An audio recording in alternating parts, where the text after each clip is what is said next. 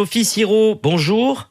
Bonjour. Infirmière libérale à Martigues, merci d'être avec nous sur Maritima ce matin. Il y a quelques jours, Emmanuel Macron a annoncé son projet de loi qui associe le renforcement des soins palliatifs et la possibilité pour certains patients de recevoir une substance létale. Est-ce que vous êtes favorable à ces annonces et qu'est-ce que vous pensez de ces annonces ?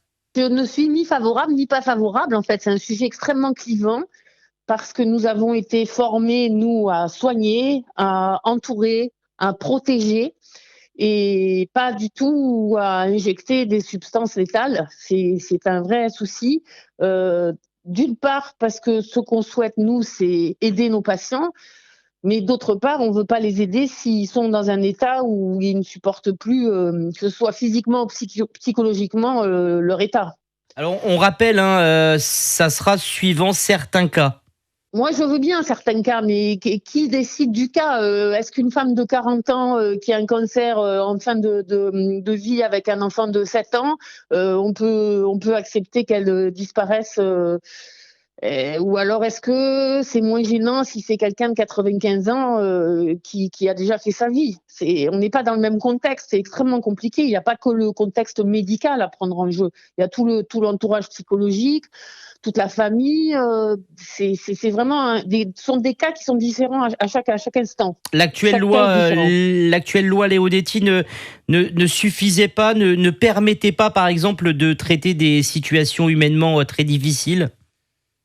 Alors, l'actuelle loi Leonetti nous permet, grâce à des soins palliatifs, de pouvoir mettre la personne en sédation profonde, ce qui fait qu'on l'accompagne sans douleur et sans prise en charge difficile au niveau psychologique, parce que mourir, c'est très dur. Hein. Ça se dit pas, mais c'est pas...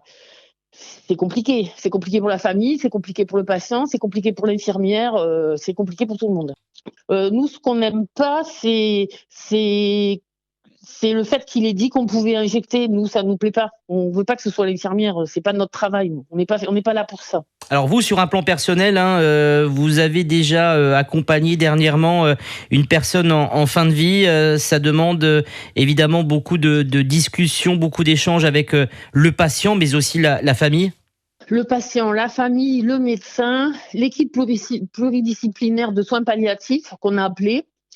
Le seul regret que nous, on a à domicile, c'est que souvent, la prise en charge en soins palliatifs, elle tarde à être mise en place. Et quelquefois, et souvent même, ça m'est arrivé plusieurs fois, la prise en charge de soins palliatifs, elle arrive un peu tard. C'est-à-dire que le patient est déjà décédé. Quoi. On demande de plus en plus aux infirmières, en préparant cette interview avec vous, on a appris que désormais, on peut vous demander de signer un acte de décès. Oui, c'est tout nouveau. C'était une expérimentation qui a été étendue à toute la France, donc il nous faudra une petite formation. C'est pour soulager les médecins. Et c'est pareil, c'est un sujet clivant. On n'est pas toutes d'accord. Signer un certificat de décès, ça demande une compétence propre, qui est une compétence médicale et qui n'est pas une compétence infirmière. En tout cas, pas pour l'instant. Et je comprends que les médecins ils aient du mal à se déplacer maintenant pour signer les certificats de décès parce qu'ils ne sont pas assez nombreux. Mais ça s'appelle du glissement de tâches. Hein. Le mouvement de grogne des infirmières et infirmiers se poursuit avec une mobilisation prévue très prochainement. Plusieurs mobilisations. Une mobilisation le 19 à Marseille. C'est le jour du décès de Virginie Anderson. C'était symbolique. Et le 4 à Paris. C'est toutes les infirmières de France qui vont aller à Paris. Et on est déjà nombreux sur le groupe. Hein. On a déjà pris nos billets de train. C'est bon, on y va. On est dans le stade où le ministère lance des enquêtes pour savoir si le métier d'infirmière libérale est pénible. Alors bon, s'il veut que je lui explique, moi je peux lui expliquer. Hein. Je n'ai pas besoin d'une enquête. Hein. Pourquoi c'est pénible le métier d'infirmière et infirmier aujourd'hui ? Donnez-nous quelques exemples. C'est pénible physiquement, vous descendez de votre voiture 30 fois dans la journée, donc déjà ça c'est pénible, c'est au niveau des troubles musculo-squelettiques, ça pose de gros problèmes à toutes les infirmières. C'est pénible parce qu'on a la retraite à 67 ans et qu'à 67 ans on ne peut plus manipuler les patients comme quand on en a 40. Hein. C'est pénible parce que psychologiquement, là, dernièrement, quand j'ai fait la fin de vie, moi quand je rentre chez moi, je ramène toute l'histoire du patient avec moi. Hein. Je ramène sa famille, je ramène tout est avec moi dans ma tête et dans mon quotidien en fait. Merci beaucoup Sophie Sirot d'avoir été avec nous ce matin sur Maritima. Merci à vous.